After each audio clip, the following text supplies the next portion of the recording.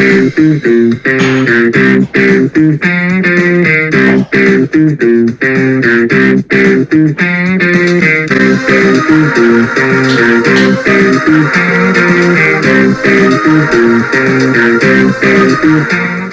guys, I'm on this channel. Today we are going to review Shazam. I'm kind of excited to get into this one because I think it's one of my favorite DCU movies, and I think I don't want to say it's underrated because it's known to be liked. What's wrong with my hair? But I'm excited to get into this one. So, not much to say. Go check out my other DC movie reviews. Up to this point, I have done 6. And I think we're halfway done with the series. So let's continue that. So without further ado, let's get into it. Starting what this movie's about. This movie's about this character of Billy Batson, who he left his mother when he was like 5, or his mother lost him or something. So he's been going from foster family, and it's just not been working out. He's been trying to search for his mother all these years. And then he gets in this foster family that seems to be a bit more like more of a family-like name, I guess. And then he somehow meets this wizard that gives him these powers to turn into this adult that has all these powers: hyperspeed, super strength, basically Superman, but lightning, flight, pretty much kind of similar to Superman. A mix of Superman and the Flash, sort of. And then also there's this lurking villain in the background that got the power of these other things called the 7 Deadly Sins, which are kind of similar to the same powers as Shazam, basically just as powerful, so he has to defeat him, I guess. And yeah, none of the good. And overall, I really enjoyed this movie. I think there are so great things here. First one, I think the character and the family dynamics, I think, really work here. Where you have Billy Batson as this character, he's really not that interesting because he's been kind of like this his entire life, practically, because his mother left him at a young age.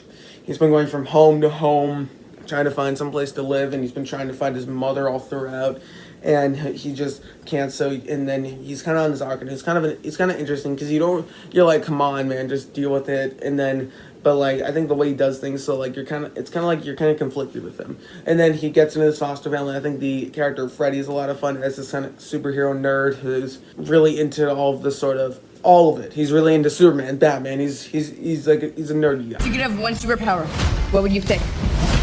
Everybody chooses flight. And then as I said, the character dynamics work. And I think the family side of this thing, I think, is great. It was way more like that than I was expecting, where like they're doing like the all hands on deck dinner. It's just like this fun, quaint little foster family, and I think it works. And the way he sort of perceives of all of this, I think, is interesting as you kind of go on later in the movie and then realize that, oh wait, his mom's a deadbeat, as she full on left him and didn't even see him. So, and then he realized that's his real family, that's who he needs to protect. And to be honest, I think that character arc really works. You also have the whole Shazam side of things, where he turns into Shazam. He's kind of like this unlikely hero, and he was told that he had Peer of Heart, and then he kind of takes advantage of the powers at first, but then goes on this arc where he realizes that learns to sort of take care of, he learns the way of the superheroes and starts actually like saving people and having fun with it instead of just buying beers and getting selfies and showing off his powers. So I think that works overall. It's simple, but it works. And I think some of the action sequences, I think like they like a lot of the flying action sequences in some of the Superman movies, like especially the original, like they're dated, and then some of the other stuff, like in the MCU, whenever they have some sort of flying Superman like action sequence, like with the Visions and WandaVision, it just doesn't work. It just looks wrong. But I think the DCU movies in particular, Man of Steel and this, have these kind of action sequences, and they look great. And this one in particular, I think it's a lot of fun. And then when you get to the final battle and they're all becoming Shazams, I think that works really well. And I just overall have a lot of fun with this movie. There are a lot of funny moments, like when they're testing the powers and everything. All of that really works. So I have a lot of fun with this movie, and I quite enjoy it. And I think the lighthearted tone and the dark tone don't quite balance, but I'll get into that later. I think the arcs for Billy Batson just work. I think I can't seem to figure out why this movie works so well, but I think it just is. Maybe it's all the humorous moments. Maybe it's because it's really entertaining and enjoyable. But I don't know. I think this is the most fun and rewatchable DCU movie out there. This or the Suicide Squad is one between those two.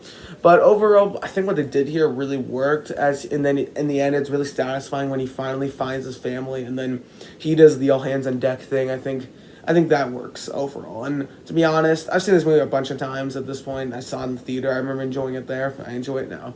But there are two issues with this movie that I think kind of impacted a bit. First one, and probably the biggest, is the tonal issues.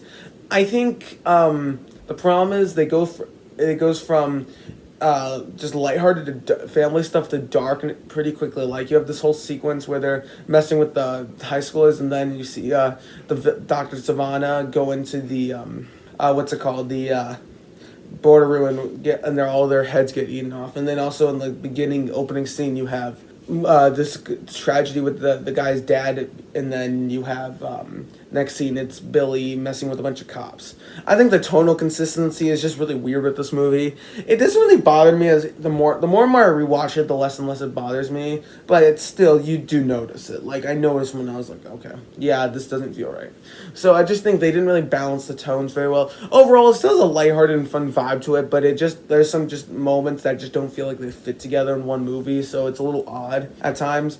But like overall, I'd say this movie has a lighthearted tone for the most part. I wouldn't say it's dark. I wouldn't say it's dark at all. Maybe the next one will be, but who knows. So there's that. And then second thing, I think the villain. I don't hate him, but like I said, I think his motivation kind of works. I guess where he was kind of never noticed as a child, or always being bullied by, or just I don't know. Yeah, I guess bullied by both his brother and his dad throughout his entire childhood, and he kind of wants revenge for it, or wants to show how powerful he actually is and what he can do.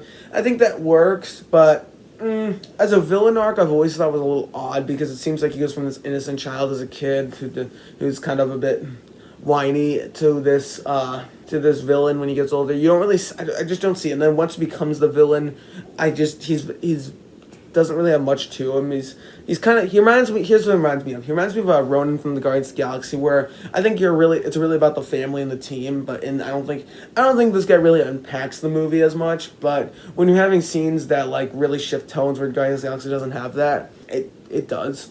And I just wish he had more of a motivation. And I don't really know what his master plan is.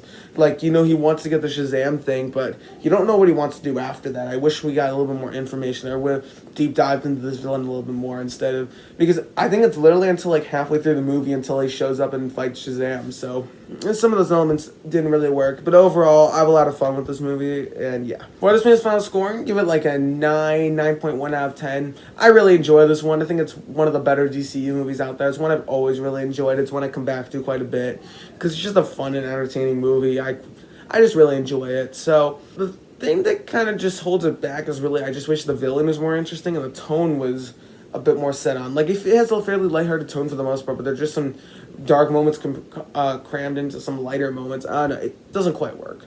So I wish they balanced that a bit more, I guess. I don't know. So, but overall, I have a lot of fun with this movie. So, yeah. Thank you guys so much for watching. Tell me what you thought about this movie in the comments below. Don't forget to like, share, subscribe, and comment down below. And I'll see you guys next time. Adios.